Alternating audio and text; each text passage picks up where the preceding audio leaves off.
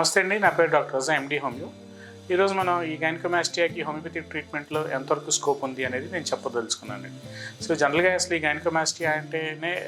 Hormonal imbalance ద్వారా కానీ, లేదంటే ఇంతకుముందు మన ప్రీవియస్ వీడియోస్లో ఈ డైట్ ప్యాటర్న్ వలన వచ్చే చేంజెస్ వల్ల కానీ, ఒబేసిటీ రిలేటెడ్ ప్రాబ్లమ్స్ వలన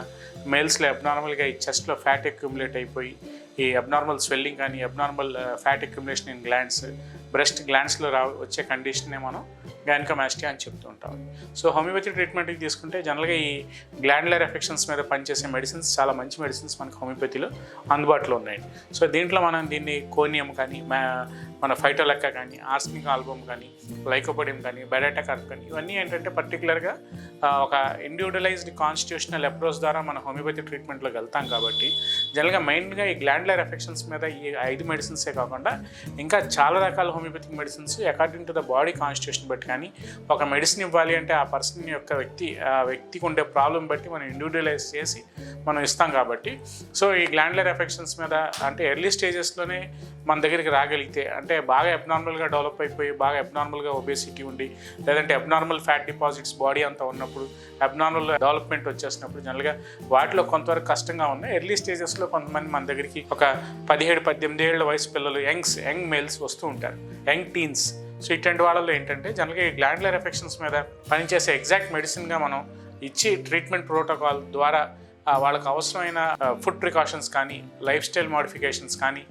మనకు అవసరమైన వాళ్ళకి ఏవైతే అసలు వెయిట్ తగ్గడానికి ఎంతవరకు వాళ్ళు ఒక ఫిజికల్ ఎక్సర్సైజెస్ అవి చేసుకుంటూ ఆటోమేటిక్గా ఈ హార్మోన్స్ ఏవైతే మనకి ఈస్ట్రోజన్ హార్మోన్స్ పెరగడం వల్ల ఏదైతే మనకి అబ్నార్మల్ హార్మోనల్ ఇంబ్యాలెన్స్ వచ్చి చెస్ట్లో ఫ్యాట్ అక్యుములేట్ అయ్యి గైనకోమాస్టియా వచ్చిందో, అవసరమైతే మనకి ఈస్ట్రోజన్ లెవెల్స్ ఒకసారి చెక్ చేసుకుంటాం.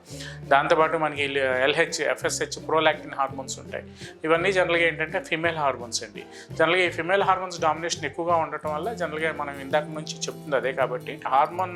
సెక్రీషన్స్ అబ్నార్మల్గా మనకి ఆ వ్యక్తిలో జరగడం వల్ల ఈ గైనకోమాస్టియా వచ్చింది కాబట్టి, సో ఈ ప్రాపర్ అనాలిసిస్ ద్వారా ఫస్ట్ ఏంటంటే ఇక్కడ మనం ఈ గైనకోమాస్టియాలో చూడాల్సింది అసలు ట్రీట్మెంట్లో మనం అసలు ఎంతవరకు ఆ సైజు ఉంది, అబ్నార్మల్గా బాగా పెద్దగా ఉన్నాయా,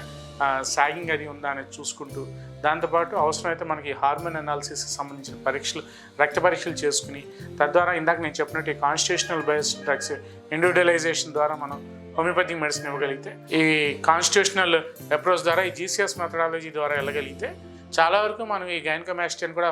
హోమియోపతిలో తగ్గించుకోవచ్చు. ముందు తగ్గించుకోలేకపోయినా చాలా వరకు కంట్రోల్ చేసి దాని ద్వారా మనం తగ్గించుకోవచ్చు అని ఈ వీడియో ద్వారా నేను మన వ్యూవర్స్కి చెప్పదలుచుకున్నాను.